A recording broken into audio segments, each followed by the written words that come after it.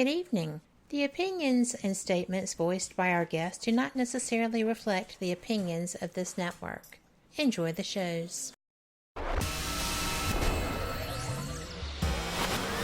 You are listening to WBHM Digital Broadcasting, Birmingham, Alabama.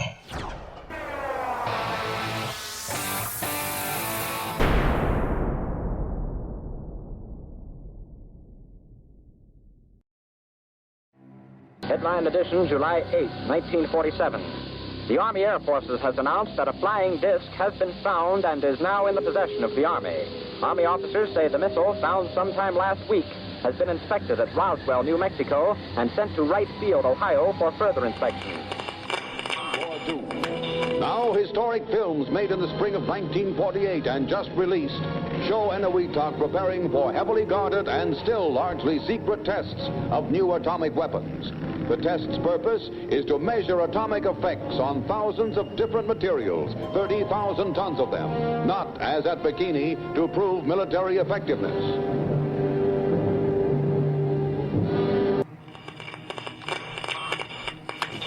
San Francisco police say that 9 persons have been arrested in a narcotics raid on the headquarters of the Grateful Dead, a widely popular singing group.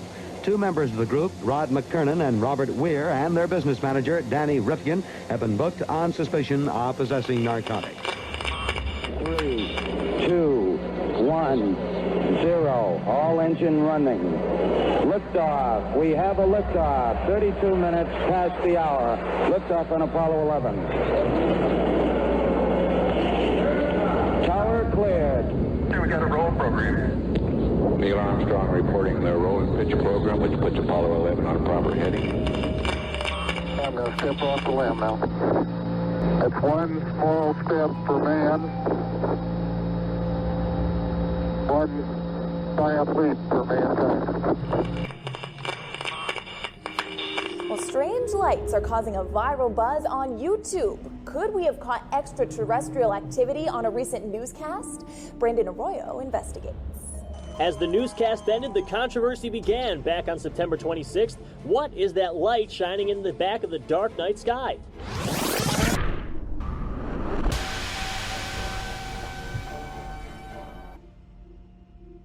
With coverage reaching all the way back to 1948, for over 70 years, Fate magazine has brought you reports of the strange and unknown, all of them true. Now, Fate Magazine Radio is carrying on that tradition of setting the standard in paranormal talk radio as we report and discuss some of the most mysterious and perplexing phenomena imaginable in this strange world of ours. Now, here is your host of Fate Magazine Radio, Kat Hobson.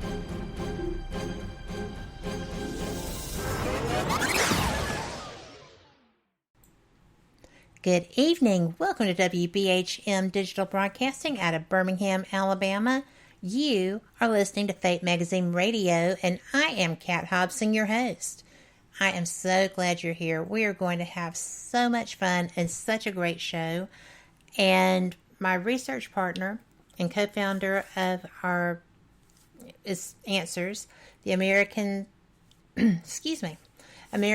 Noetic Sciences Research Studies.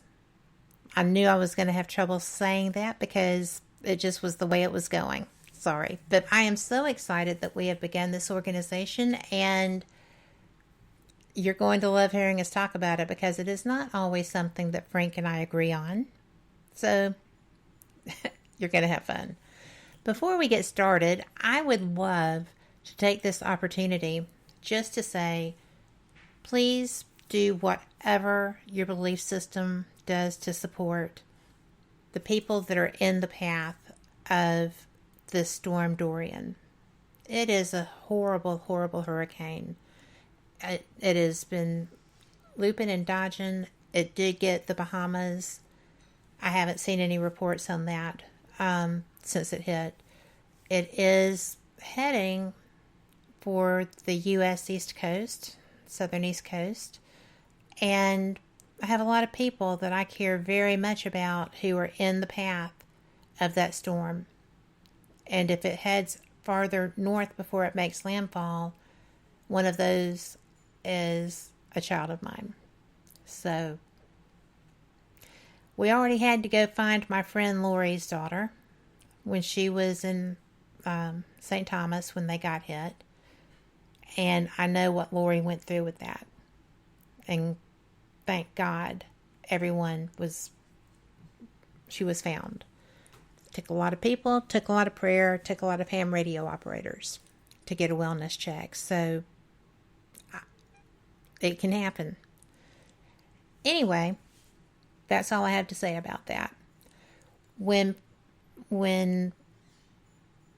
you're saying prayers or chanting or meditating, if you could please also pray for the people in Johannesburg in South Africa.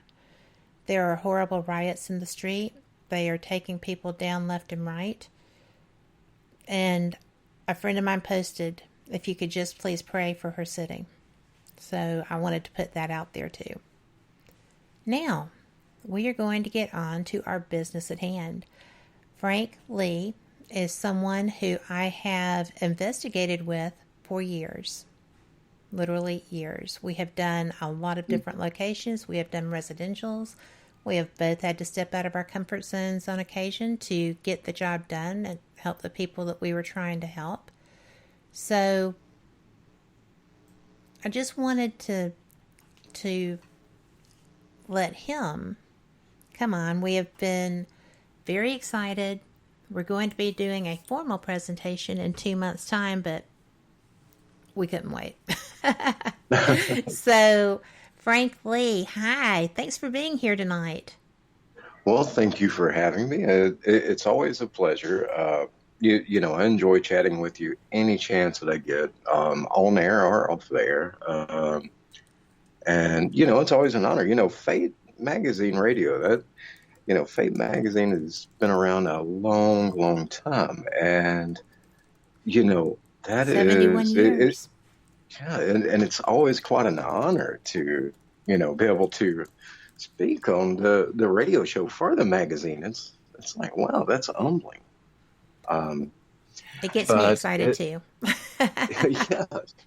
Yeah. And speaking of exciting, this, this research project that we're working on right now is, trying to contain that excitement is a real challenge because it's something that is so unusual from what you would typically see, and it's just you don't hear many people talking about it. The word Noetic in itself, a lot of people aren't familiar with that, and I believe that it's something that's going to help a lot of people, and I believe that the mission we have, so to speak, for the project and what we're doing is one that is very necessary today.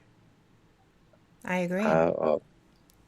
Because, and I'm so glad that you made that remark about the comfort zones. In my presentation, I talk about comfort zones, how, we never grow if we're in a comfort zone. I used the example during my last presentation that, at one time I weighed 352 pounds. And over the past couple of years, I lost over 140 pounds because I stepped outside my comfort zone and pushed myself into a diet and into an exercise regimen that, needless to say, was a little bit more than I was comfortable with, especially getting started. But where would I be if I hadn't pushed myself outside that comfort zone? I would still be unhealthy. Yeah, I would still be unhealthy. I would still be 352 pounds, if not more. And, my health would still be declining. Now, as of last month, I went to the doctor. My checkup was great. And My doctor told me that to look at my results last month compared to my results from 2 years ago, that it was hard to believe he was looking at the same person's charts, that now me at 41 years old am healthier than a lot of the 25-year-old patients that he sees. And I mean, it's like I said, if I'd never gotten out of that comfort zone, what would have happened? Well, I'm going to put out there too that when you started this, because I see you all the time, right? I did not realize that you were at an unhealthy weight because you're just my friend Frank, right? Right. And so it was very odd to me when you looked at me one afternoon and you said, I believe I'm going to get back down to the weight I was when I was discharged from the Army. And I was like, and you were how old? You know? But seriously, because it took me by surprise, because I genuinely did not realize you were so heavy. And I didn't see anything wrong with you, right? So when you had lost a lot of weight when I was shooting a wedding and you came to play with the videography of that and stuff, and I still didn't really realize because you're Frank. Right. And well, you know, and we see people every day, you know, you don't really notice as much. But it was interesting because when you posted pictures of the first Abnormal Alabama event that you attended, I was like, wow, he looks different there. You know, because it was a photograph. But you did. You stepped out of your comfort zone. You've achieved your goals. You had very personal reasons for doing that, as well as just, you know, to lose weight. And I think that I applaud your success, because I'm going to tell you, I started that diet that you were using, and I have still not been successful with achieving my goal to get it kickstarted. So I decided that when I come home from Phoenix next Monday, I am going to get it right, because I have the same issue that your mom had. And well, you have fixed yours, but you know, diet and exercise, people say it's impossible. Never. Just like when you got up on a ladder to smudge an attic, that wasn't so impossible. Yeah. You know, right. You got up there and you did it, and you did a great job. Well, you know, that's what happens to us if we stay in our comfort zones all of our lives, and we never challenge ourselves, and we reject any challenge from anyone else. We become physically unfit. You know, we're gonna become fat. We're gonna become lazy. We're going to become mentally dull if we never challenge ourselves mentally. I mean, there are so many things that happen, and none of them are good things if we never break outside that comfort zone. And, you know, we all have the ability to do it and be successful at it. I mean, you know, that's aside from the weight loss. You know, I remember telling everybody, you know, I'm going to go back to school. And, you know, everybody was like, you know, you've been out of high school over 20 years. And, you know, that, you know, you forget a lot of stuff in 20 years. It's a lot harder now than it used to be. And I remember, you know, thinking to myself when I was first getting started back, you know, how, ooh, can I do this? And, you know, that, but the thing that is, you know, that was another way that I was pushing myself outside that comfort zone. And, you know, here I am back in school,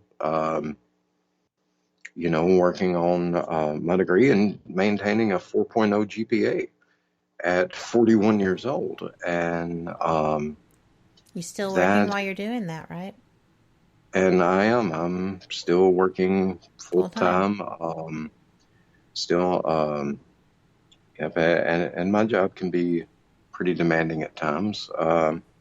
But you know, it just goes to show how much of our ability is all in our mindset.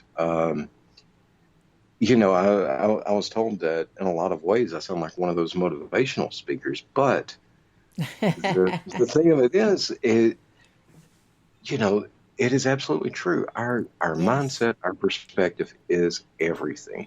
If you tell yourself you can't do something, then you know what? You can't do it. And you know that the difference is I can point you to the scientific studies that will back that up. I know you That's not can. just that's not just you know, that's not just motivational hype that I'm putting out there. I can show you where you know, both from a neuroscience or a psychological perspective, I can show you the studies that show if you think that you can't do it, guess what? You can't. Well, because And it's self-defeating. People sabotage themselves like that all the time. mm-hmm. Yep, it creates a self-fulfilling prophecy through you know, we hear it often as a buzzword, the power of suggestion, but it is very real, and it creates a self-fulfilling prophecy that we are very susceptible to. And you know, without getting too much into a philosophical discussion, I will say that, you know, there's a major difference in reality and actuality. You know, actuality is the event as it occurs, period. But the problem with reality is my reality of an event can be different from your reality of the same event occurring at the same time and you standing right next to me. Our reality is completely shaped by our perspective, by Of course, yes. it. You know, it affects everything. So that's why you know, and once again, you know, not to try to sound like a you know, I'm not trying to sound like one of those motivational speakers you see on a Zig Ziglar made a lot of money doing that. Don't put that down. That's true. You know, maybe I need to change. Shift gears. Shift gears, my friend. Right. But you know, the thing about it is when we can show, you know, there are just countless psychological studies that will back this up. Our perspective changes our reality, our view of the world. If you know, it puts connections there that might not actually be there. You know, I used that word earlier, actuality. But even though those connections aren't there in actuality, in our reality they are. And they are what's slowing us down or preventing us from doing something. And that self-fulfilling prophecy of doubt comes to pass. It really is. That's why it is so critical that we keep a positive attitude, a positive mindset, and that we surround ourselves with positive people. You know, if someone's toxic, if someone is perpetually negative, get away from those people. Get. Mm-hmm, mm-hmm.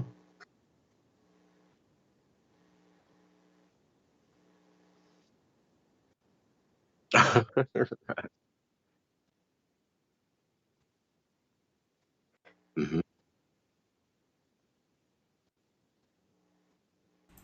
They don't have to Right. be evil, wicked, mean, and nasty, but they do need to mesh with you to bring about positive reactions from you so that you are able to enjoy their company. And we have to go to a break, and we will be right back on the flip side of this.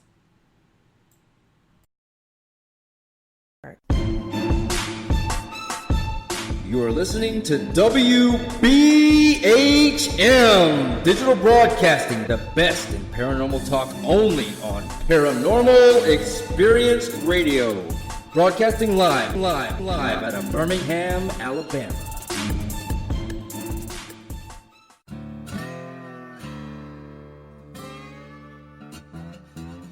Oh, come on. I'm Southern, but...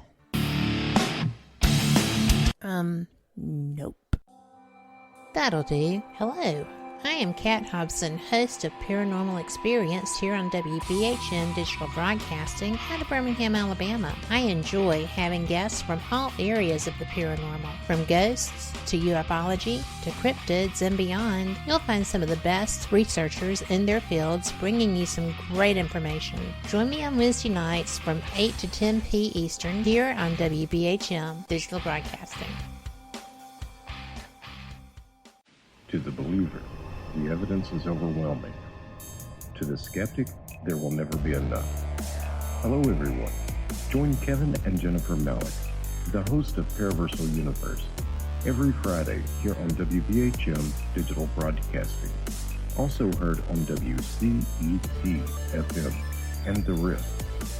Log on or tune in as they check out the mysteries found within the 8 categories of the unknown and unexplained, including ghosts and haunted places, aliens and UFOs, theology and mythology, cryptids and monsters, urban legends and folklore, conspiracies, metaphysics, and forbidden archaeology. Listen as Kevin and Jennifer interview the top minds in their respective fields as they share theories and information regarding these unsolved mysteries. For future show and archive information, one can find Paraversal Universe on Facebook, Twitter, and MeWe under various Paraversal Universe headings. So, for excellent talk radio about the unknown and unexplained, check out Paraversal Universe, where all paranormal perspectives apply. Brought to you by the Northern Wisconsin Paranormal Society, LTD, and produced by WBHM-DB.com. Thank you for listening to WBHM Digital Broadcasting out of Birmingham, Alabama. The time is 23 minutes after the hour. Welcome back. You are listening to Fate Mag Radio here on WBHM Digital Broadcasting out of Birmingham, Alabama, and I'm so glad you are, because I have got a fantastic guest joining me tonight. Frank is someone that I respect greatly. When he came to me and said, we should be studying this, and what do you think about that? And let's do this. I was like, let's. Because basically it's going to be interesting for me because I do have what I have always considered spiritual gifts. I know things that I shouldn't know. I'm aware of things that have no bearing on my past or normally my future. And yet, I'm working in a field where I am trying to prove that these are not spiritual anomalies, basically. I'm trying to disprove these gifts and trying to find a reasonable explanation for them. And you talked me into this. Why did you think that was going to be something that I would embrace so much? Because I know how strong your inner science nerd is. I knew it would be irresistible. I think I always tell on you about that. There's no keeping that a secret. Anytime you're around, it is no secret. I do love the science, and that's why I love the tech that we have been using up until now to try to document what I was experiencing, because I wanted to know. And it just seemed a reason that would be the best way to go about it, would be to investigate areas that I knew had activity with tools that were supposed to, while they were not initially created for that, although some that I have now were, document what I was experiencing. Mm-hmm. To a degree, I've been able to. Well, before the break, we were talking a little about comfort zones, and that works so well with what we're doing. Mm-hmm. This is pushing the research out of our comfort zones. Yes. We tend to find ourselves in, for lack of a better word, a rut. Yes. A lot of people, we look at the paranormal and we tend to have tunnel vision. We see ghosts, we see dead people, we see spirits, but that's it. The problem with that is we're not looking at the big picture when we have that mindset. So sometimes we go the scientific route. Yes. And we say that, okay, we're going to bring science into it. So we'll say, we're going to prove that ghosts exist, or we're going to prove that the paranormal is real. Well, the problem with that is that's not the scientific method, because you have made up the conclusion before you do any of the research or anything else. So everything you do past that first step, where you're supposed to form a hypothesis, you're forming the conclusion. So you completely have flipped the entire scientific method around backwards. Because the first step of the scientific method is, getting that hypothesis together, asking that question, what causes this? That's a whole different story than, if we say, well, I believe this is ghosts, so let's look for the evidence to support that claim. Because then every single thing you do from that point forward is going to be biased, and it's going to, you've damaged yourself from step one. So you've lost your objectivity. Absolutely, and you the thing about trying to, I mentioned the tunnel vision, is if we only look at hauntings, ghosts, dead people, that area, then that is like trying to describe planet Earth to someone by giving them a map that only shows your town. Exactly. You are missing 99% of the information that is out there because, at a minimum. Because the paranormal, by definition, simply means that science can't explain it yet. Yep. That is it. That is the whole entirety of that definition. And the thing that is, it applies to so much more than dead people, ghosts, blah, blah, blah. And the activity that we see, the phenomena that occurs, might not have anything whatsoever to do with dead people, ghosts, spirits, whatever. However, we're not looking outside that lane, so we're not seeing it. Well, exactly.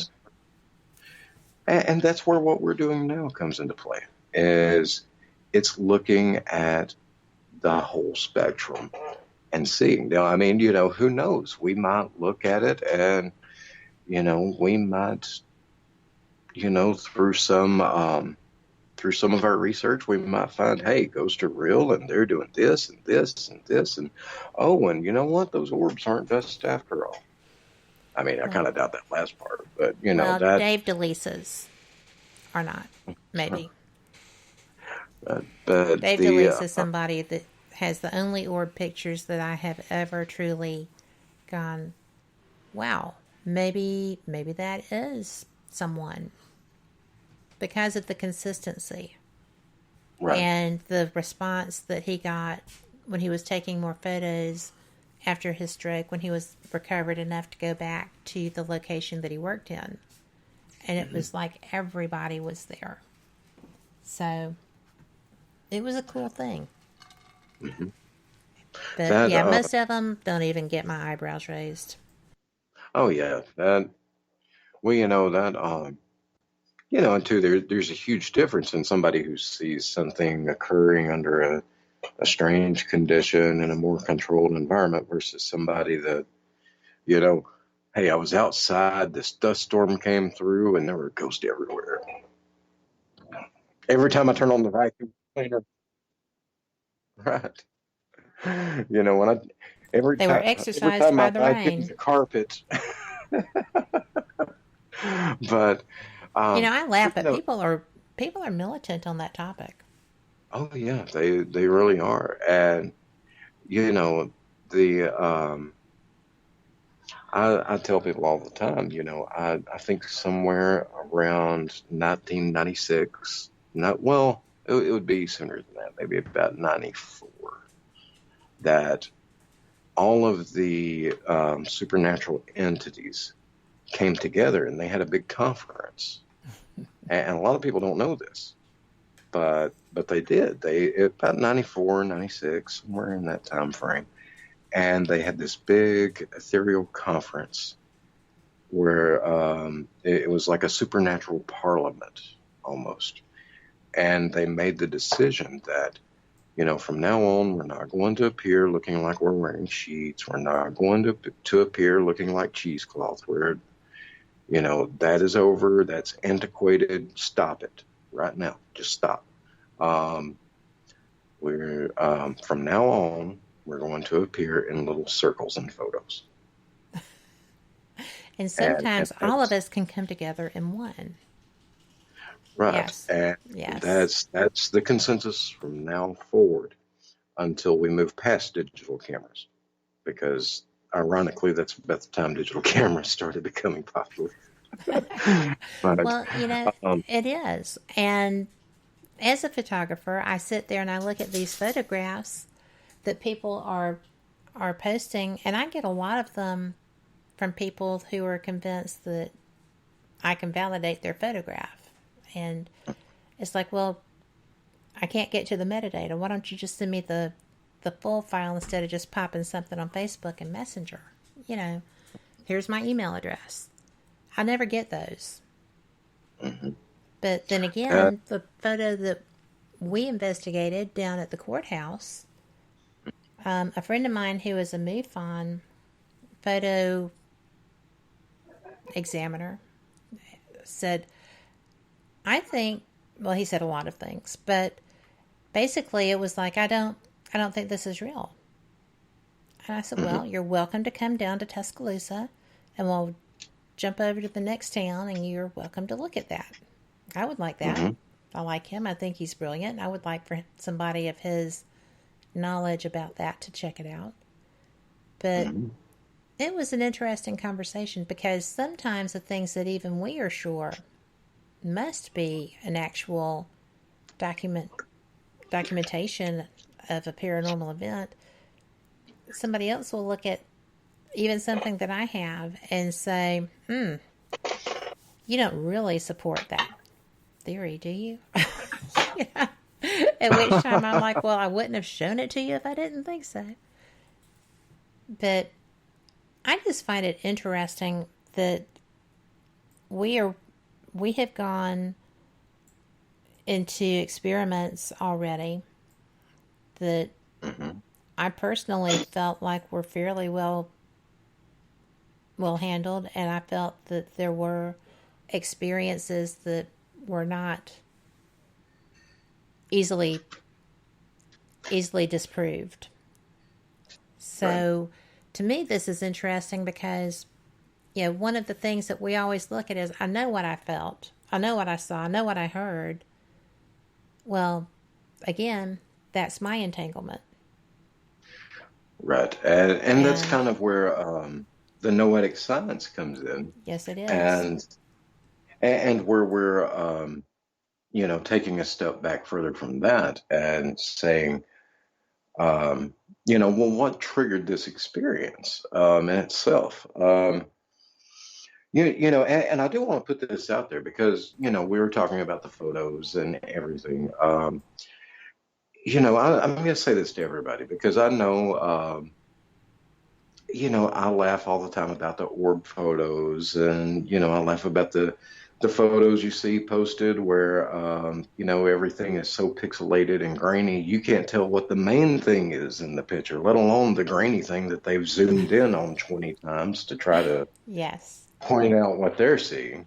Or have the ones that have 15 red circles on them or, Best part of your presentation, hands down.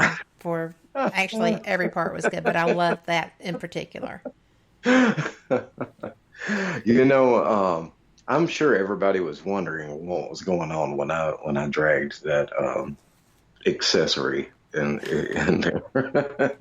That's okay. They just have to look at your video. They'll see it. But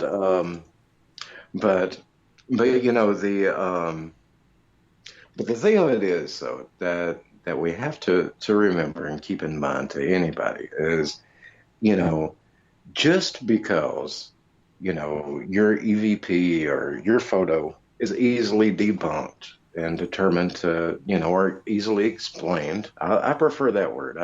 I prefer explain too because to me, debunk has a negative connotation. It's like you're seeking to disprove something because you yourself have a preordained idea, preconceived notion that you're fighting to defend. Right, and to me, debunked kind of almost implies some type of fraud or attempt of deception in it, that you're having to counter that. And I don't want people to think that, So even if, your evidence that you submit turns out to not be paranormal at all, it's easily explained, it's easily, hey, that's not paranormal, this is, a lighting condition, this is a distortion of the camera, blah, blah, blah. That is okay. Learn from it, use that criticism constructively, as long as it's given constructively. But how many times do we see somebody attack simply because?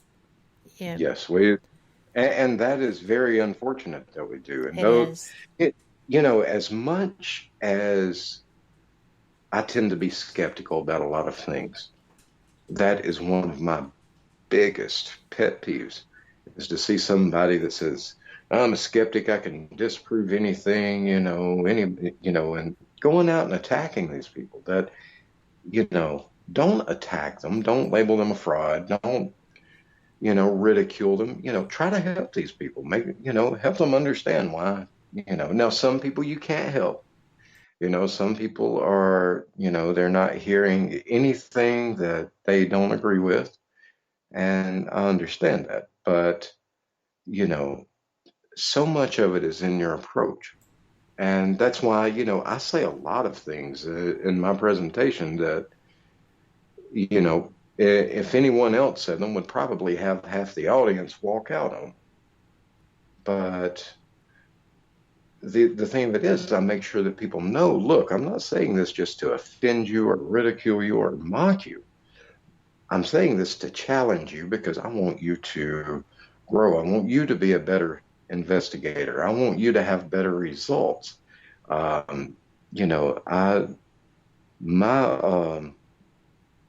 Because my personal role is as a researcher and someone who shares that research with others, where my biggest success comes in is seeing people benefiting from it. So if I tell you something now and you put it to use and it helps you improve your results, then I've been successful. Absolutely. So because they can take it out. They can take that knowledge out with them, or at least the idea. They're probably still going to fight, but at least they'll have a different outlook, a different perspective. But I mean, that is my main goal, is to, I want to challenge people in a good way, to make them think. I want to pull people out of those comfort zones and make them, maybe look at things from a little bit different angle. Because, it's as we've said many times, people have been looking at the paranormal with practically the same mentality, following the same approach for hundreds of years, even the past couple of millennia. The only thing that's changed is we've got better toys now. But yet, and a better way to disseminate information. That's definitely true. But out of all of that time, there is still no concrete evidence of any of it.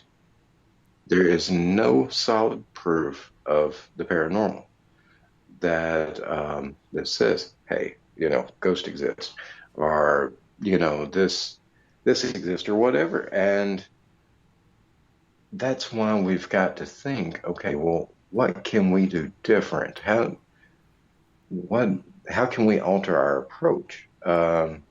Maybe are we looking at this correctly? Are we asking the right questions?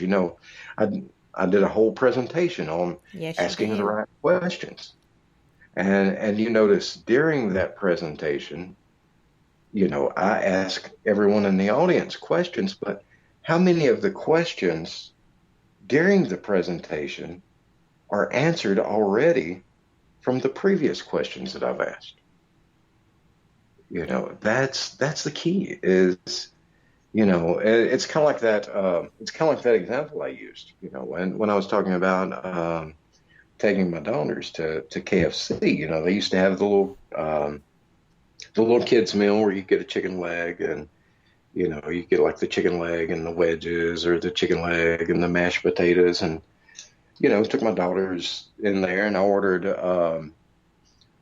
that for my youngest daughter. And so I tell the cashier, I want the kids' meal with the chicken leg. And she says, which side do you want? And, I thought, I never really thought about it, but I guess give me the right side. I'll take the right leg. And the cashier looked confused. And as people often do when they're talking to you. Right. Well, I couldn't resist this one. And she looks all confused, and she says, no, I mean, which side item? And I said, oh, okay, yeah, just give her the potato wedges. Well, the thing of it is, the cashier got the wrong answer. Why? Because she asked the wrong question. She didn't ask me which side item. She just said, which side, followed right by, do you want, you want a chicken leg? Well, which side do you want? You can see where that could be. Absolutely. But then again, we are Southern, and we do know that's coming. But we have to take our break. So we will be right back after this, y'all. Y'all come back too. This is getting pretty fun. You're listening to WBHM Digital Broadcasting, the best in paranormal talk, only on Paranormal Experience Radio, broadcasting live out of Birmingham, Alabama.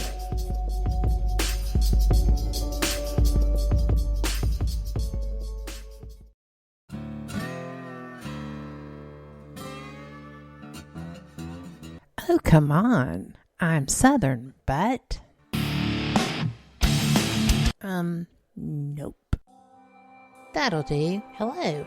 I am Kat Hobson, host of Paranormal Experience here on WBHM Digital Broadcasting out of Birmingham, Alabama. I enjoy having guests from all areas of the paranormal, from ghosts to ufology to cryptids and beyond. You'll find some of the best researchers in their fields bringing you some great information. Join me on Wednesday nights from 8 to 10 p. Eastern here on WBHM Digital Broadcasting.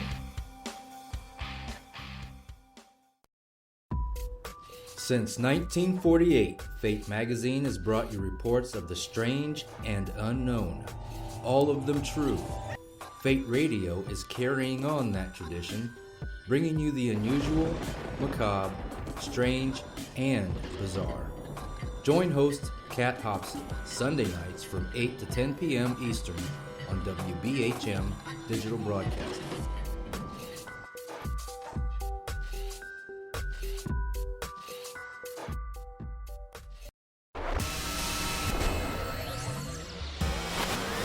You are listening to WBHM Digital Broadcasting, Birmingham, Alabama.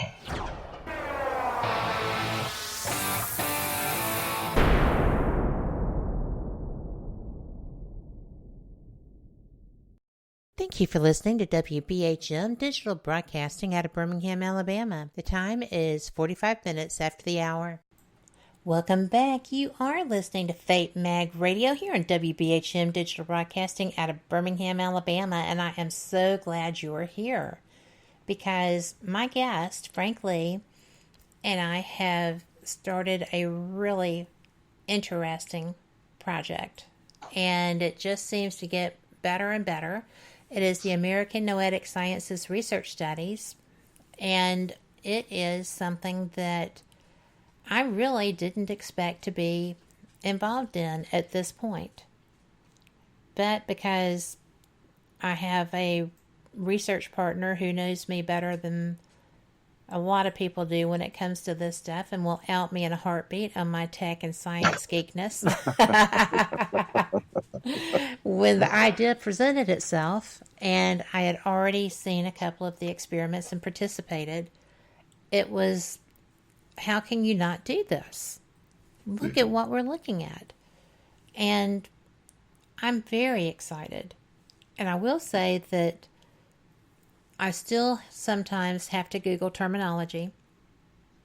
But as a rule, I am learning well from people who have come before us in this field and who are making great strides. And I hope that we can at the very least match them stride for stride as we do our work and our studies. I think it's going to be great. Absolutely, me too. But before the break, we had talked about, where paranormal research is, and how people tend to have that tunnel vision, and how even the scientific paranormal teams tend to go about it completely backwards. And you hear a lot of teams have the word research in their name, but if you ever want to see a blank look, ask most of them what their latest research project is. I have. And, it's like, wait, you mean that's not just a word that we're supposed to put in there? But the thing of it is, there is such, one of the biggest problems in the paranormal side of it is literally anyone can create a Facebook page, throw up a website, buy some stuff off of eBay that they've seen on TV, and call themselves, hey, I'm a paranormal investigator, I'm a researcher, we have this paranormal team together. So there are a lot of varying opinions, a lot of varying degrees of credibility within the field, and we tend to be able to recognize some of this for those of us within the paranormal field. However, those of us outside people outside the paranormal field, they don't. The only perception they have of the paranormal field is just whoever they encounter, whether they encounter someone who is a paranormal researcher with a PhD who conducts things in a very professional manner that, is very scientific and methodical in their research, or whether they talk to somebody that, is getting rid of ghosts by, making some magic smoke and shaking a spirit stick. And, doing some kind of weird dance on the front yard, That's, that's, Yes. it's kind of like, I'll pose this question because something that a lot of people aren't all that familiar with it, a nuclear physicist, not many people personally know a nuclear physicist, let alone more than one. So if you were to have to, make have a picture come to mind when someone said, well, what's a nuclear physicist like? Then if you've met one in person, that's going to be the picture that comes to mind. Or maybe you've seen one on TV, so that's what you associate with all nuclear physicists. Well, the same thing applies to paranormal investigators. If they meet somebody that acts like they bumped their head on the way to the investigation, then guess what? They're going to think, I met one of those paranormal investigators. That was the craziest person I've ever talked to in my life. And so they're not going to take, from that point forward, anyone in the paranormal community is probably not going to have very much credibility with this person. Yes.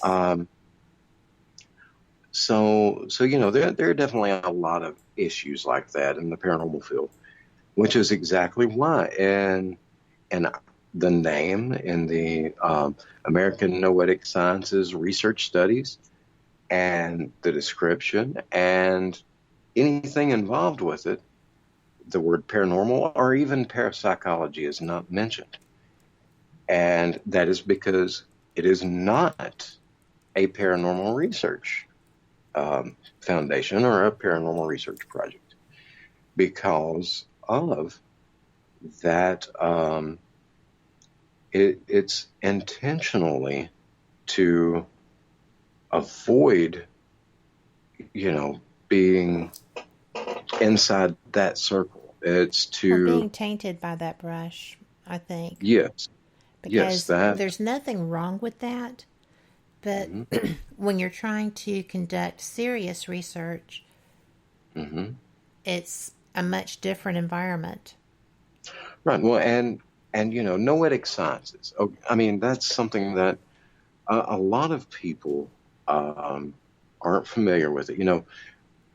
It's similar to parapsychology, except, whereas parapsychology tends to focus on ESP abilities. You have this this ability to see into the future or to sense past events or the abilities of telepathy or psychokinesis or things like that.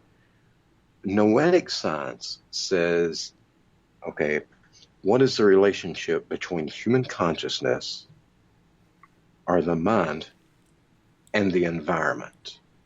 And, how do they interact? How does human consciousness affect the environment? How does the environment affect human consciousness? What is that relationship, that correlation between the two? Whether it be something ESP related or whether it be just something that occurs naturally in the average person, what is that? How does that symbiotic relationship work? And it's looking at it and as part of that process, a lot of things that we encounter in parapsychology come into play. But a lot of things that we don't come into play. There's a lot more neuroscience involved. There's a lot more psychology involved. There's a lot more of geobiology, a lot more physical science. It's one of those things that you can't just buy some equipment off eBay and watch a TV show and say, I'm going to be a noetic scientist. You definitely have to have some research under your belt. You definitely have to be willing to do some hardcore learning to prepare you for it. And it is different, but a lot of the differences in the target audiences, and in many paranormal investigation teams, the target audience might be, they might want to have an audience of people on YouTube. They want to have YouTube subscribers, or maybe they want to eventually have a television show and have, a TV audience watching. But with what we're doing with, ironically, it happened to work out so that, the American Noetic Sciences Research Studies made up the acronym ANSRS. And that was a download. Yeah. That was a complete download, because I told you we had to have something by Monday, and you had it by 3:30 in the morning that same day, right. Same night. That was... And it was all the things you said you didn't want it to be. Yep, it was, and I was up until 3:30 that morning, because, as a matter of fact, when that was thought of, Kat can vouch for me on this. She's getting messages, "Hey, sorry to be dinging your phone at 3 a.m, but guess what I just saw?" That I mean, I'm not all that sorry for it. I'm just going to go ahead and admit it. Because it was perfect. Right. But it seemed fitting. It did. But with ANSRS, and the target audience for us isn't anyone on YouTube. It isn't anyone that's watching a TV station or whatever. And our target audience are people at university research programs, people in laboratories, doctors, scientists, research associates. Our goal is nothing like anything that the majority of paranormal teams are looking at. Our goal is to find the data through research and be able to replicate those findings, and then present those findings with credibility to people who can pick up those studies. And, ours is trying to bring some of the, right, to basically bring some of the phenomena that we see in paranormal research into the mainstream scientific community, but doing so in a way that is, that has credibility behind it, in a way that the research methods have been done properly, the data is properly organized, the results, are well enough that, it's not one of those things that, if I went to my university's research lab and said, "Hey, I was thinking, how about if we do some experiments about ghosts? I got a paranormal team, and we did this investigation, and got this weird-looking thing on the camera. Think we can pick up some research on that? Maybe somebody will throw some funding our way for the laboratory. Come on, what you say? How do you think that's going to go?" But, I saw this awesome YouTube video. It shows it. Yeah. Well, it absolutely is the case that there have been so many, and I am a paranormal investigator. I have had paranormal experiences. I have things that I can't explain happen around me. I have things that I can't explain knowing. Mm-hmm. But that is not enough. And, you can't swing a cat without hitting somebody who is vying for a show. I know that you and I both talk to people often who reach out and are just like, we'd like to talk to you. And talking is nice and it's fantastic, but I don't want to do something that is going to be like everything else that you see on these shows. And I don't want to be going in and scaring ghosts because I'm so big and bad in my, ghost hunting gear. It's just, ghosts are people too. Well, and when people hear me talk, they a lot of times think that, oh, he's saying that nothing I've experienced is real and blah, blah, blah, But, totally not what you're saying.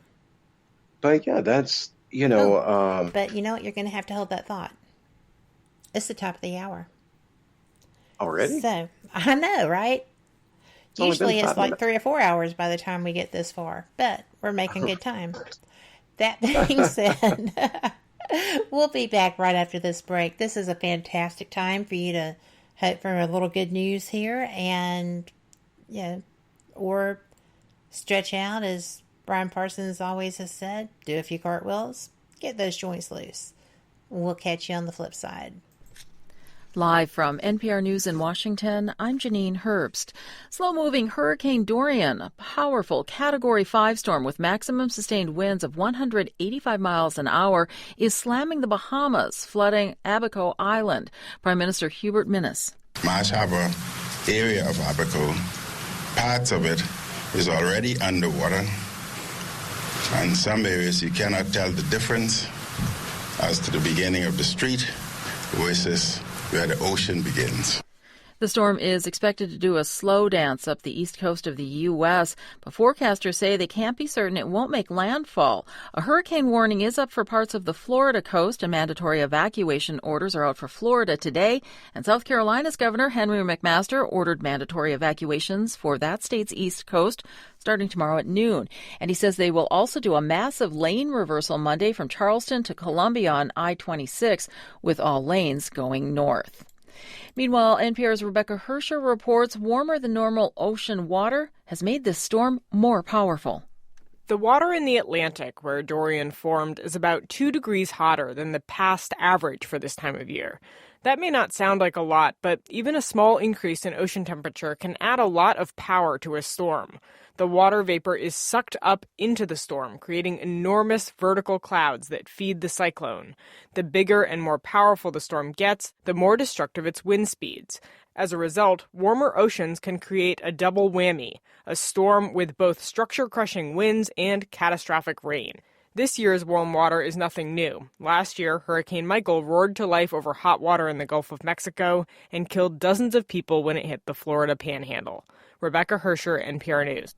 People in Odessa, Texas will gather tonight for a vigil honoring the 7 people killed and more than 20 injured in a shooting this weekend.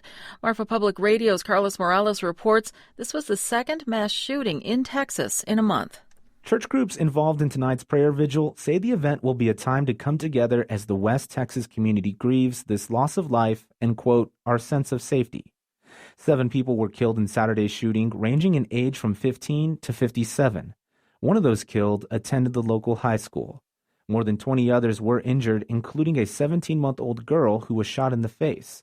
The child will undergo surgery to repair her lip, teeth, and tongue. Officials described the gunman as a 36-year-old white male who lived in the area. He was killed in a gunfight with law enforcement officials. For NPR News, I'm Carlos Morales. In Hong Kong, today hundreds of protesters used burning barricades to block roads near the airport and damaged a train station after a night of violent clashes with police. The tense anti-government protests have been going on for nearly 3 months. You're listening to NPR News. American consumers could see higher prices for some goods ahead of the holiday shopping season now that President Trump's latest round of tariffs, some 15% on $112 billion worth of Chinese goods, took effect today. Many economists say the trade wars between the two economic giants could hurt the global economy. Trump levied the tariffs after China increased their own duties by 10% on some $75 billion worth of American products. The list of items getting hit with the new tariffs is long and includes clothing, shoes, diapers, and TVs. Houston Astros pitcher Justin Verlander threw his third career no-hitter today against the Toronto Blue Jays. As NPR's Bobby Allen reports, Verlander now joins just 6 other Major League pitchers with 3 or more career no-hitters. Houston Astros pitcher Justin Verlander lifted both of his arms in the air, then bent to his knees with the clenched fists of a victorious warrior. That was followed by his teammates thronging him from all sides. Verlander wasn't celebrating just any old win. The 36-year-old tossed his third no-hitter to beat the Toronto Blue Jays 2-0. It put Verlander among an elite group of Major League pitchers with 3 or more no-hitters under their belt. It's a group that includes Cy Young, and Verlander is a Cy Young Award winner. The top record holder for no-hitters belongs to Nolan Ryan, who threw 7 no-hitters over a nearly 3-decade career. Bobby Allen, NPR News. Crude oil prices are trading lower in overnight Asian trading, down about 0.4% at $54.87 a barrel. I'm Janine Herbst, NPR News in Washington.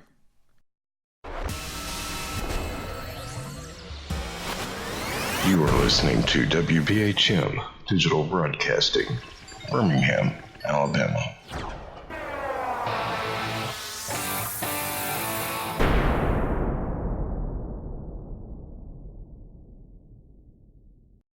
Welcome back to WBHM Digital Broadcasting out of Birmingham, Alabama. The time is 5 minutes after the hour.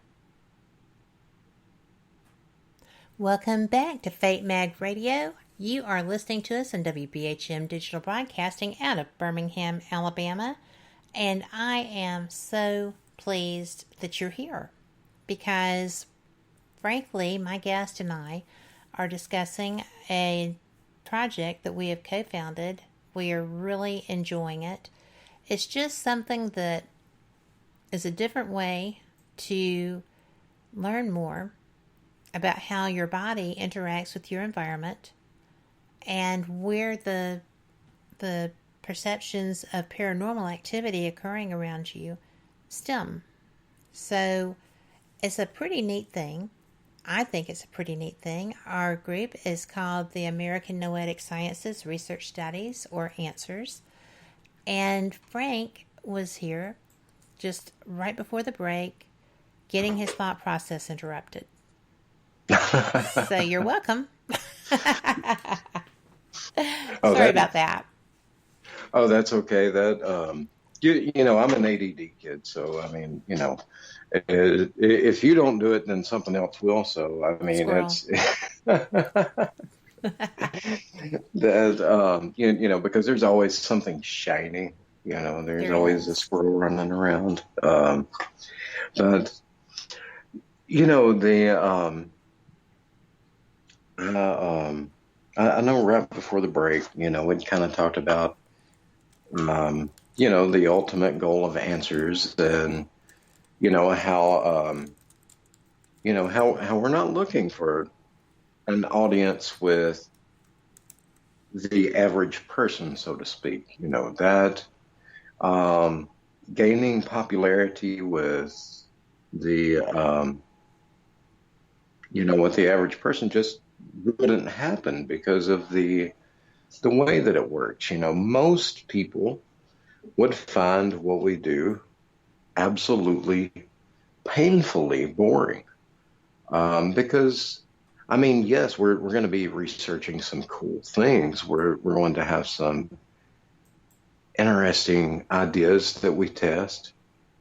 But for the most part, you know, a lot of time going over notes, a lot of time digging through books, you know, some math, you know, all of this stuff that, you know, most people don't really get all that excited about. True. You know, I can't spike up my hair with some gel and run around with a math book going, yo, dude, bro, look at this. Well, you know, you could, but we probably wouldn't get asked back to many conferences. That's right. And our information is going to be too good to not be able to share it. Right. I could probably do it, but I probably wouldn't be welcome back at the lab. But you know, the thing of it is, what we're trying to do is we're not looking to discredit anyone's experiences or anything. I'd made the statement earlier in the show that, we're looking, a lot of people get stuck in that tunnel vision of ghosts, spirits, hauntings, dead people, and never look outside of that tiny little bubble. What we're doing is, we're not trying to say, you didn't experience that, you made it up, because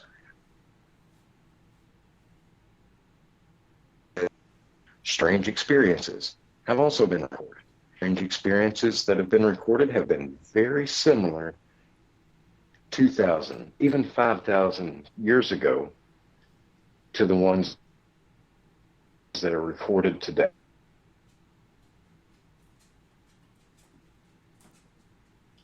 Well, when they, I believe cultures that when they, are you there, Frank? I am. You sounded like there was a very strange noise. It sounded like the aliens got you. So they, I wouldn't put it past them. Am I sounding okay now? You are. Okay, good deal. That, but as long as history has been recorded,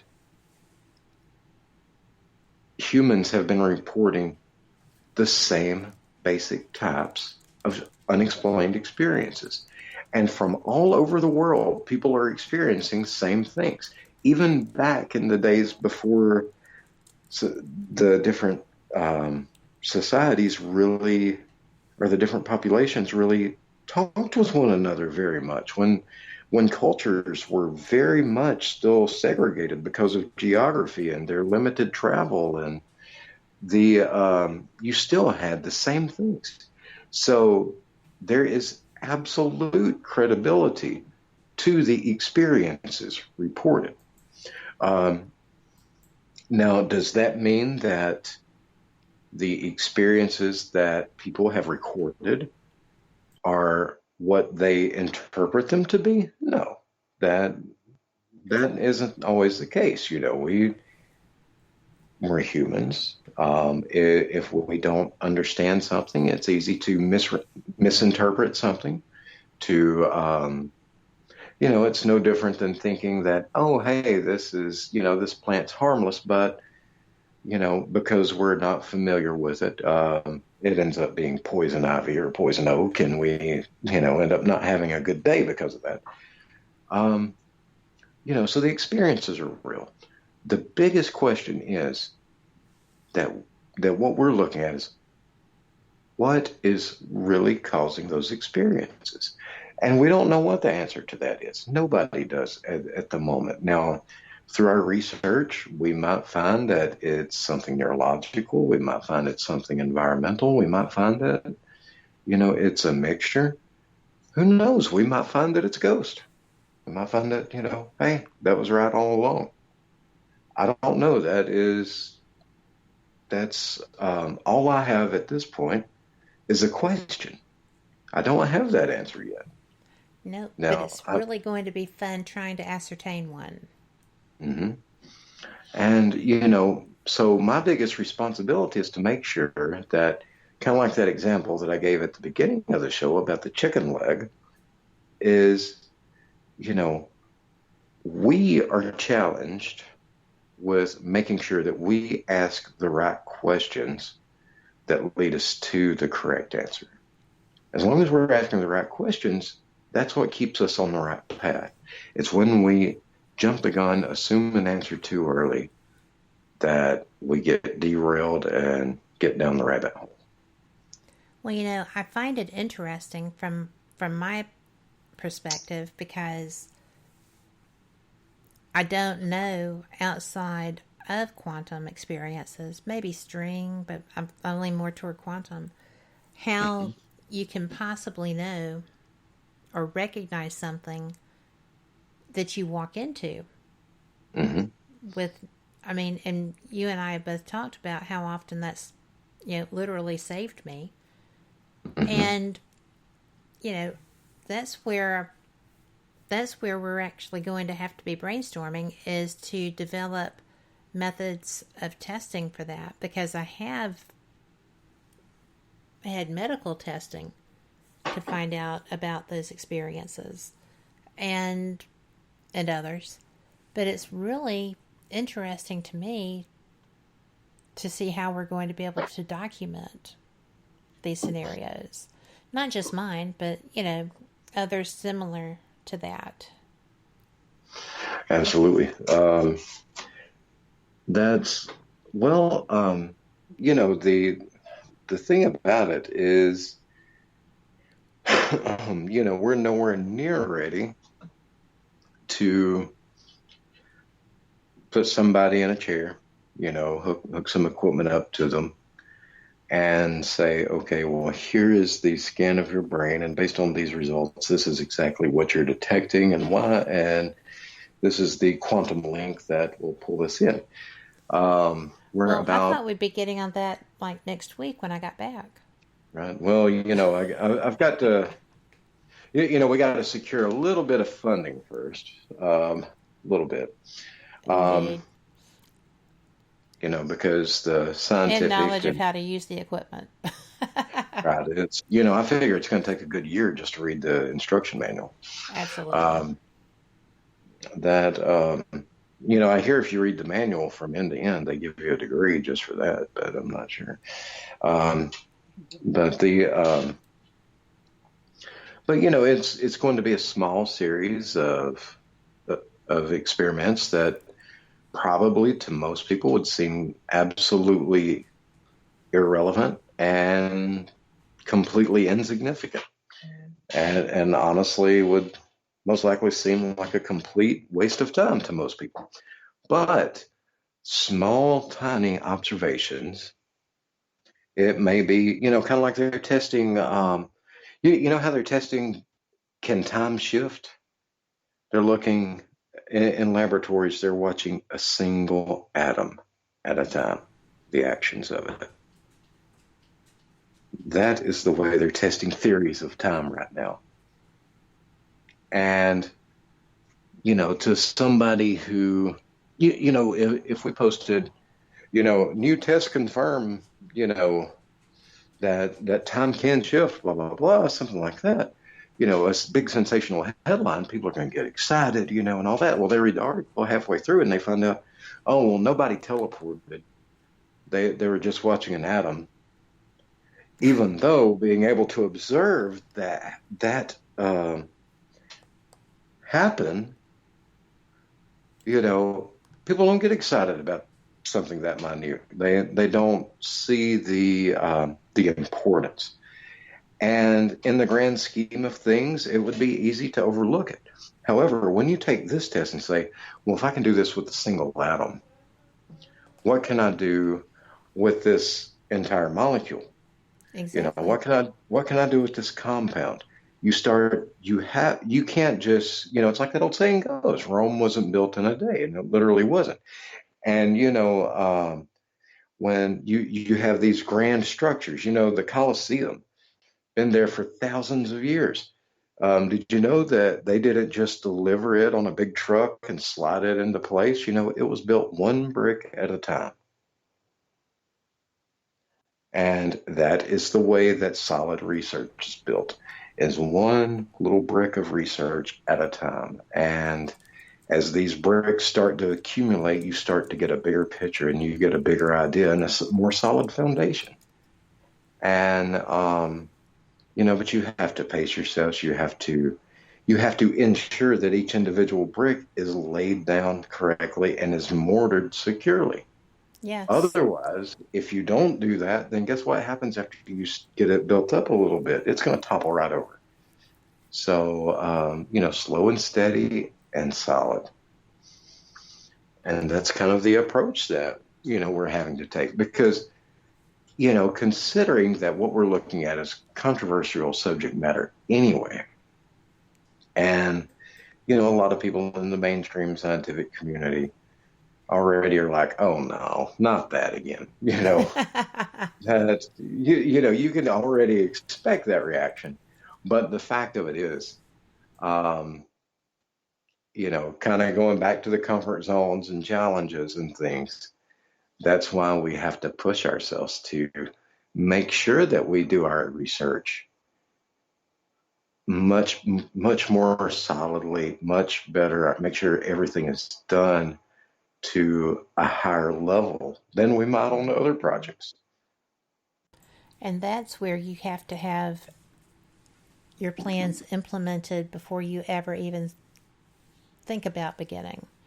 And that being said, it's time for our break. I don't know where the show is going, but we will be right back. You are listening to WBHM Digital Broadcasting, the best in paranormal talk, only on Paranormal Experience Radio, broadcasting live out of Birmingham, Alabama.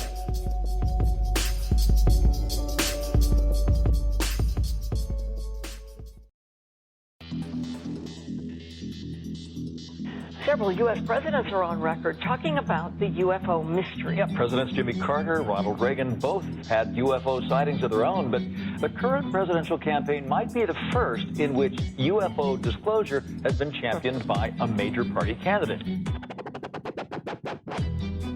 DIA, CIA, it moves around, is operating a program to train psychic spies to spy and use their powers against Russia. John Ronson writes about this in The Men Who Stare at Goats. The first known sighting of a ghost took place right after Abraham Lincoln was assassinated in the late 1860s during the administration of Ulysses Grant. Project Paperclip, Clinton releases it all in 1998. Possibly the unequal cooling of its surface. I say, do you still think it's a meteor, Professor? I don't know what to think. The metal casing is definitely extraterrestrial. It's a place where UFO hunters and scientists gather to examine paranormal activity in the region. Some of the documents, this is bringing Nazi scientists into the United States to work here. So we fought against the Nazis, and it's not, this again is not a revelation. As early as 1947, 1946, we knew some of this, right? On the paranormal, will we see U.S. President Barack Obama's foreign policy go intergalactic in a quest for gold stolen by aliens? We'll tell you at least how the White House responded to claims the chief executive has been teleporting to Mars. So let's get to today's Capitol account. UFOs, hauntings, psychic abilities, conspiracy, ESP, cryptozoology. There are many things that remain unexplained in the inexplicable world around us, and we're talking about them here, looking for answers on WBHM Digital Broadcasting, Birmingham, Alabama. The truth is out there. Thank you for listening to WBHM Digital Broadcasting out of Birmingham, Alabama. The time is 23 minutes after the hour. Welcome back to Fate Mag Radio. I am Kat Hobson, your host, with my guest Frank Lee. And we have been sitting here having the best discussion, and we are talking about noetic sciences. Frank and I have co-founded the American Noetic Sciences Research Studies. We are looking forward to this evolving into fantastic information. We know we're not going to just up and run with it, but we will get there. And Frank and I both are interested in all things anomalous. I am interested in this particular field because I do have abilities, what I perceive to be abilities, that have literally saved my life on occasion. So I'm interested to get into discussion of what that's going to evolve into once we're doing some experimentation and coordinating with other researchers as well who may have already found a way to do this. So, or to test this. So I'm really excited. I'm a little trepidatious about, that, but, I'm also into ufology. I'm interested in cryptozoology. And I think that all of these things are not, everything besides the paranormal is more of a physical validation. And you see things coming out. In fact, I'm going to be covering the International UFO Congress next week as people are discussing the difference between the government, 2-second videos or whatever being released versus the years of experience or knowledge and history built up that MUFON has. And I'm interested to see how we're going to bring all of this together. So I have a vested interest in learning everything I can while I'm there. But with this, it's a little different. It's a lot different because there's not physical validation for what is being experienced. There are reports of physical activity with the spirit world, and I think that it's going to be pretty neat, Frank, to figure out how to build protocols for these tasks that we want to, for the information that we're looking for. I believe so too, and something different that we're doing is, we're very fortunate in that some of the friends that we have that are well educated, very well respected individuals that me and you probably know more PhDs than most people. Well, it comes from interviewing several of them over the last 5 and 6 years. And that's the big difference is when we formulate some of these experiments and some of these ideas,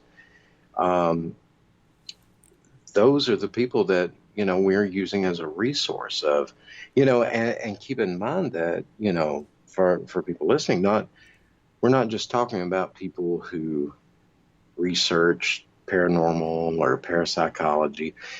Some of the people that we're consulting with to help kind of hone in our research techniques and some of our ideas don't believe in the paranormal at all. Medical doctors, geologists, actually a geobiologist, people do, we do have a couple who are in the paranormal, who are very well respected, very highly educated through accredited universities. Some of them have, even taught at universities as well. Yes. But the thing is, we are, testing taking our ideas and presenting them through these panels of people that are much more familiar with research, that have participated in different projects, regardless of what their personal belief is of, any type of strange phenomena or whatever, and saying, look, this is our idea for a test. Based on your experience with research, is this method valid? And I mean, we are really putting everything that we do through some tough scrutiny because we want it to be right. We don't want to just find an answer that we would like to see. We want to find the right one. And, That's why. I want to inject there if you don't mind. Sure. Because when it's always possible that there is more than one correct answer. Mm-hmm.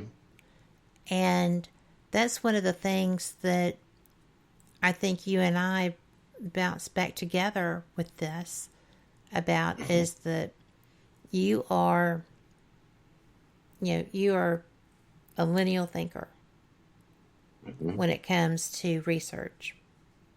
And that's fantastic, especially considering the ADHD. Oh, yeah. Just kidding. But I am not quite as linear.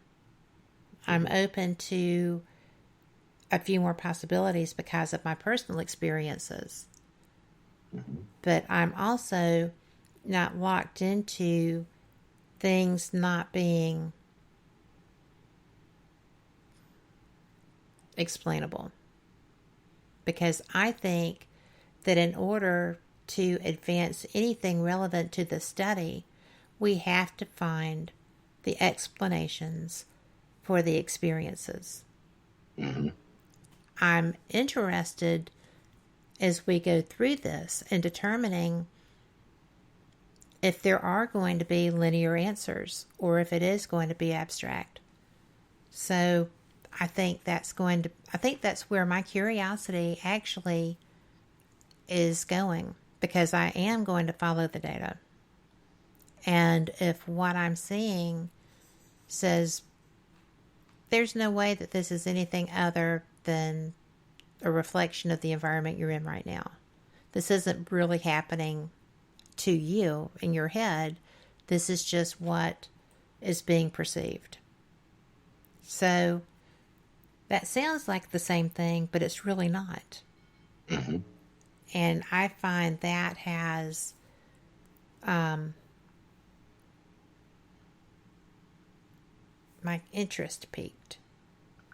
I'm so interested in seeing the results as we come through. I can't even imagine how long it's going to take to get a definitive answer on one topic, right? It's going to be so worth the effort and so worth the work to be able to ascertain that. Well, and exactly, as you're stating, I mean, that's exactly why when I first started thinking about, I was thinking about Casper, and don't get me wrong, I love what I do with Casper. I've had a great time with Casper. Traveled a lot of places, seen a lot of things. I love it. But as far as pushing toward getting some of the information that I want to see, and taking that information to the people that I'd like to see it go to, Casper's only going to go so far. And that's the truth of with any paranormal team. That is true. I say that, so don't take offense. I mean, I'm saying that about our team. That's so don't take offense that I'm saying that about yours too. I mean, that's just the nature of the way that the field is. Certain stigmas, associations, different things apply, and it's very limited on how much of it can be taken seriously outside of the field within itself. Well, you're absolutely right. Yeah, that's because, and I'm going to say it's not just because of the science. Mm-hmm. It's because of the presentation. Mm-hmm. And, would I like to do a television show? The right one. Right. And, I just am not about woo-woo and, well, that's not true because a lot of what I do is woo-woo or perceived as such. But what I'm interested in is developing a way that it's not a woo-woo science, pseudoscience. I think trying to de-woo-ify it. Exactly. Thank you for that technical term.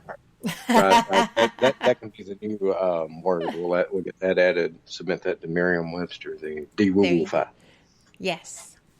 But I have friends who are scientists in various fields, and I think probably one of the ones that I have found to be the most interested in my side of the fence to date is an astronomer. Mm-hmm. and he is a complete and total science guy. Mm-hmm. Well, he is actually lecturing on new science. He's been over in Norway and Sweden and that area teaching that, and he is going to be presenting that also at the International UFO Congress. So I'm interested because this is someone who was not really open to the idea of a new science. And now he's lecturing on it.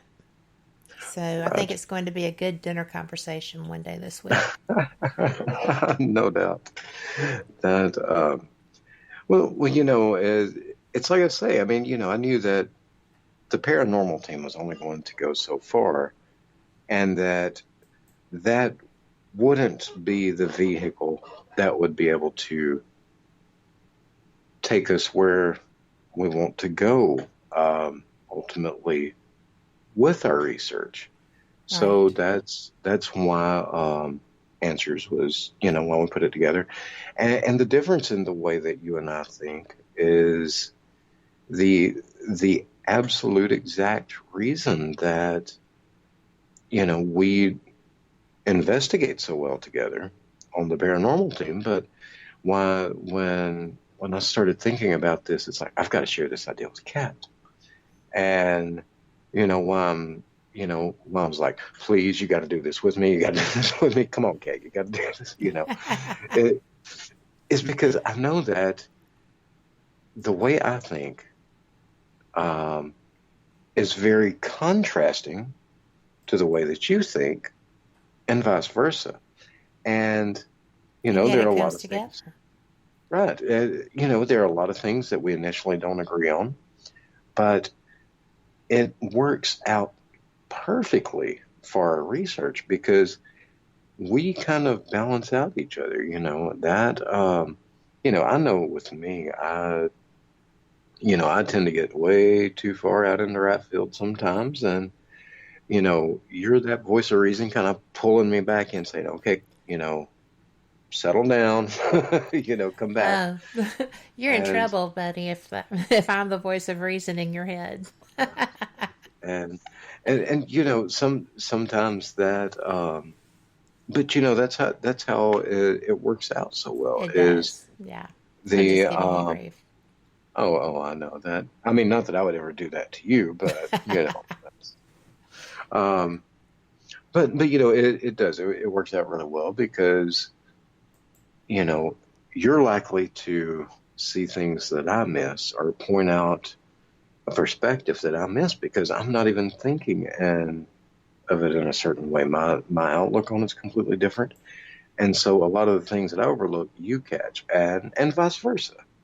And that helps us have a more complete set of questions to ask. And it does. It works out very well for us. And it has. We've been investigating together for years. And every time it always works out. We have more well-rounded information coming from those investigations because of that. Because of, you might go left, I might go right, but, we're going to, at the end of the night, we're going to meet up and see, how everything aligns. And, that's no different than what we're doing here. Well, and often we are much closer than people anticipate. Mm-hmm. Or more so even than we anticipate when we're having the experiences and kind of going, you know, it's really, to me, bizarre how that works. Because there are times that I would not expect that to be even close. Mm-hmm. And yet there it is. It is definitely an unusual synchronicity. But it does work out that way sometimes. And, you know, that, and, you know, something that I want to make sure to point out to anyone listening is, you know, a lot of people are fascinated by the scientific side of it, but they think, you know, there's so much I need to learn. There's so much that I don't understand. But you know what? We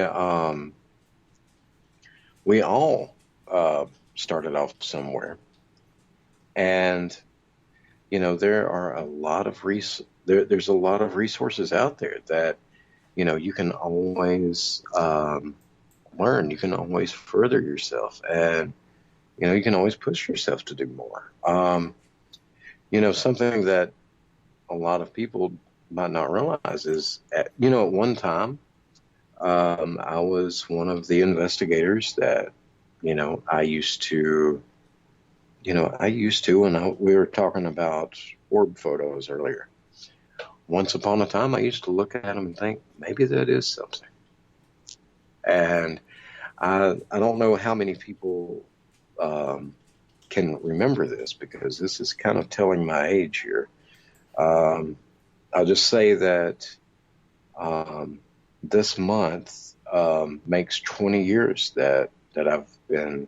20 years ago this month, I went on my first paranormal investigation. So, you know, it's been a while, because I did a lot of studying before I ever went on the first one. But, you know, I remember seeing photos that you would see like a little line that looks like an energy streak across the photo. And people called them vortices, or they would say it's a vortex in the photo. I've heard people say that they were actual beings. Mm-hmm. That they were Used to, we would see them all the time in photos, and I remember being just amazed by them. The way they would turn out, the way they looked, they would have spiral effects sometimes, and sometimes they would be blurred, sometimes they would be more straight. But ironically, you know, this goes back to, you know, earlier we were talking about the digital cameras and things like that.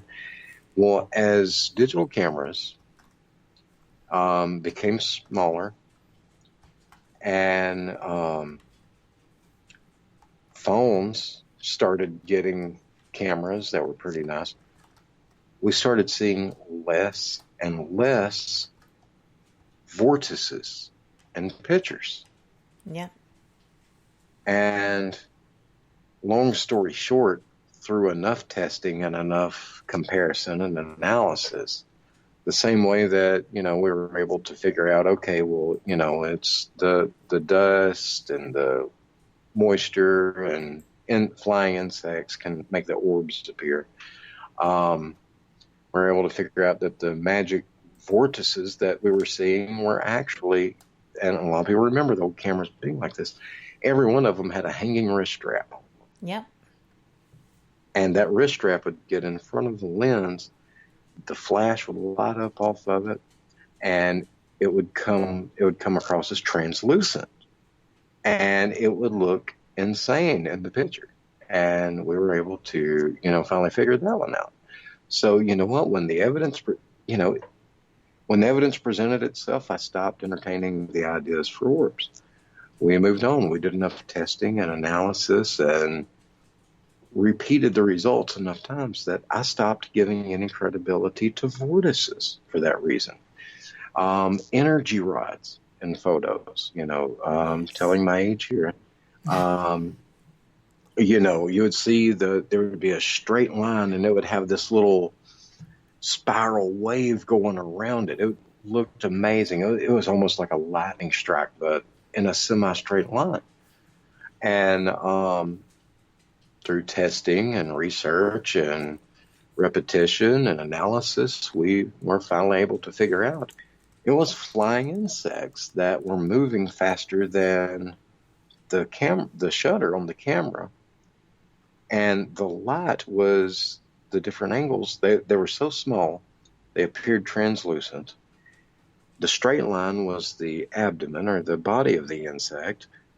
The wavy line going up and down, creating an almost spiral pattern, was their wings flapping up and down that were much thinner than the body, so they were much more translucent than the rest of the body.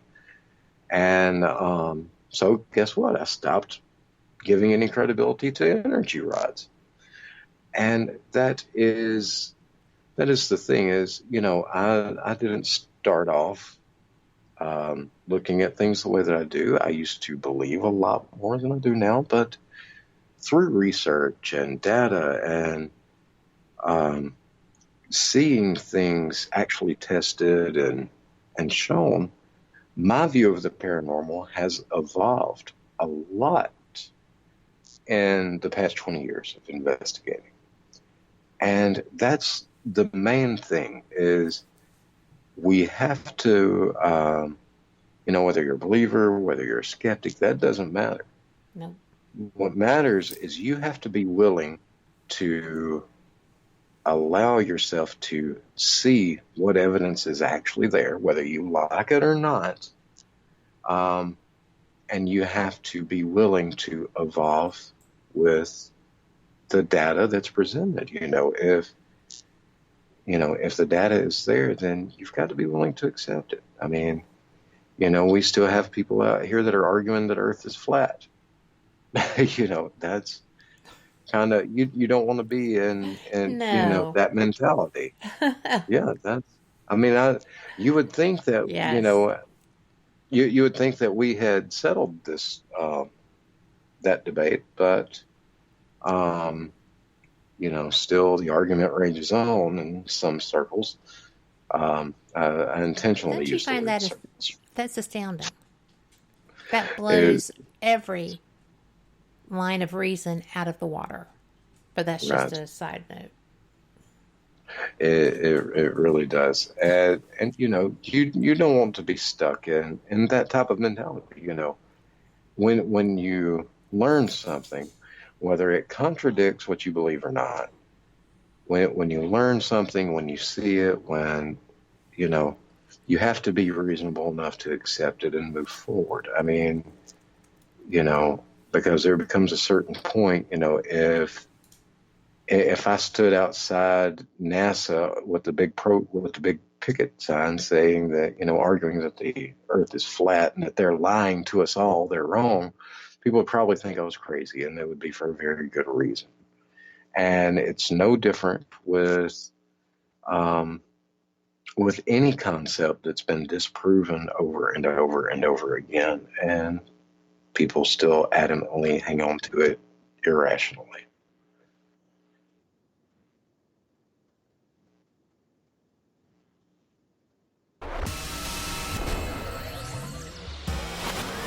You are listening to WBHM Digital Broadcasting, Birmingham, Alabama.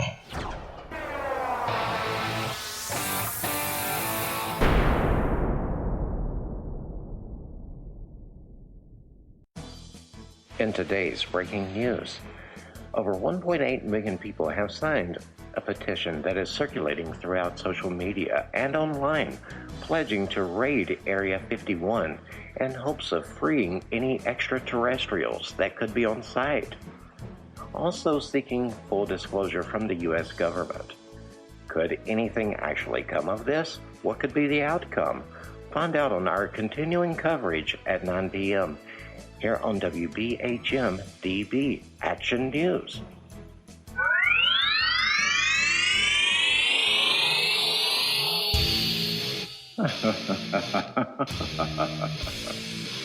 You're kidding, right?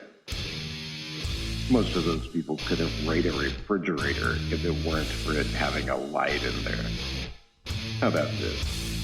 for some real information that you can use instead of the other sources.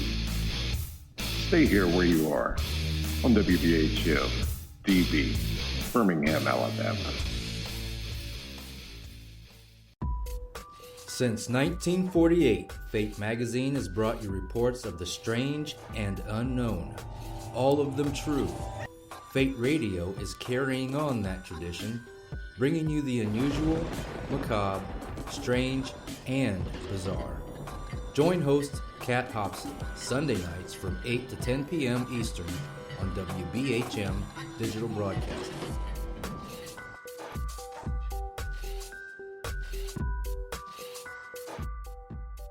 Thank you for listening to WBHM Digital Broadcasting out of Birmingham, Alabama. The time is 23 minutes after the hour. Welcome back for our last segment of Fate Magazine Radio. I'm so glad you're here and enjoying my friend Frank. Frank, I apologize for interrupting, but we were late. I was so into listening to you that I was just like, Well, we tend to lose track of time all the time when we talk, but I remember here just a couple months ago, we were talking. I think we're on the way back from an investigation, and a lot of people would be having a casual conversation about who's playing football that weekend, or what are some good restaurants, just the casual stuff. We lose track of time as we're driving back because we're talking about wormholes and, quantum mechanics. Absolutely. And, it's just such wormholes. Oh, yeah. Because they just feed. It's awesome. Well, I love it. I remember you making a remark that, I bet we're the only two people in Alabama about this time of night talking about this. Yes. On the phone. And we both concluded that you were right. So, but we do that a lot because we do have such similar interests. We come to this field with different experiences and opinions, but we share a healthy respect for each other. And we know that each other are solid. And that's, I think, why we work together so well. Absolutely. Well, I mean, here's the thing is, and I see this so often. People fail to realize that you don't have to agree with somebody to respect their ideas, their thoughts, and that there is nobody you're going to agree with completely. Hell, I even argue with myself. So, who says I'm going to agree? Do you ever win? I always win. There you go. So that's the best part is either way, I'm going to win that argument. But it could be sketchy sometimes. I have to stop you because we have a question in chat. Sure. And it was actually something that came up, and it was a while ago. But the question was something that I find interesting too. So, sure. Let me find where it is. Oh, and this is from Brenda, who I'm so glad to see our chat room monitor back in there because she is so excellent. Her family has been really struggling. So, Brenda, we've been praying for you and we love you. But has anybody ever wondered about, is the time the same? What if time is different in the afterlife? Somebody's idea of a quick look after passing might last longer than a jiffy. That's a very good point. We have lost time in ufology. Is there possibly lost time in transition? That is a very good point. Great question. Researchers just They just did a neurological research study here recently. If I remember correctly, it might have been Cambridge University. I'll have to look again to tell you for sure. But they were trying to figure out, why does time pass by slower for certain people and faster for others? And, why is it that as we age, time seems to go by faster than when we're younger? As we get older, it's like to me, it seems like it should be March of 2019, not September of 2019. I know, right? But yet, I remember when I was a teenager, it seemed like the time just dragged by. Well, my grandmother told me that when I was in school. She said, be sure that you enjoy the schedules that you're keeping and the time that you have, and do all the things that you want to do, because once you are out of school, I took that to be out of a structured environment, the time would fly by. And I do think it's a perception thing. And it really is. And, according to that study that they did, they concluded that a lot of the reason for that, as we age, our hearing decreases, our vision decreases, our the colors we see. We don't notice this, but a child sees colors more vividly than we do as adults, and younger adults see colors more vividly as we do as middle-aged adults or older adults. Our senses tend to dull as we age. Well, as a result of our senses dulling, we perceive less data. So as a result of that, when we're younger, we're processing so much more data. We're processing much more vivid colors. For anybody who does digital photography, that a very detailed, very vivid photo takes up a lot more storage than a black and white photo. And it takes, a lot more time to process it. Same with an audio file. A higher quality audio file takes a lot more space and time to process than a lower quality one. So this is essentially what's happening with our brains. As our senses dull, as we age, there's less data that we're processing. So the less data coming in, there's less processing time. So we don't notice as much. So that time passes by quicker. Whereas when we're younger, there is just so many sounds that we would probably consider it overwhelming now that we're used to our senses being somewhat muted or dulled. Well, I would agree, but I'm sensitive to, I do not tolerate loud, and I am loud, which makes this really funny, but I don't tolerate loud voices. I don't tolerate loud, unexpected noises, especially. And I do find as a photographer that I have to enhance the color on my pictures to be able to see if I've gotten all the detail I want. All the things that make me realize I'm old. But yeah, that as we perceive less, since we're not spending as much time processing each thing, it just seems to go by faster. The whole process is quicker. And then that's very much in the psychology, neuroscience answer that, that's what any medical doctor would tell you. Now, if we want to switch to the answer that, say, an astrophysicist or, say a professor of quantum mechanics would tell you, or even a philosopher, quite honestly, most believe that the only reason time exists is because we measure it. That a lot of them believe that time, keep in mind we're talking multidimensional thinking here, not just what's happening in the plane that we're in, but in many overlapping planes in a multiverse.